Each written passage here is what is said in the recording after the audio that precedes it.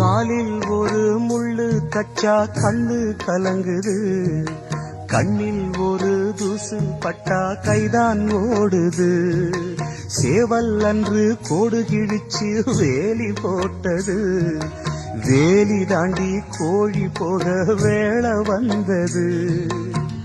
அக்கம் பக்கம் யாரும் இல்ல, ஆபத்துக்கு பாவம் இல்ல, பாசத்துக்கு சட்டம் இல்ல, மீறுவது குத்தம் இல்ல.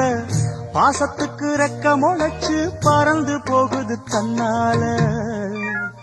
சம்சாரம் அது மின்சாரம், சம்சாரம் அது மின்சாரம்.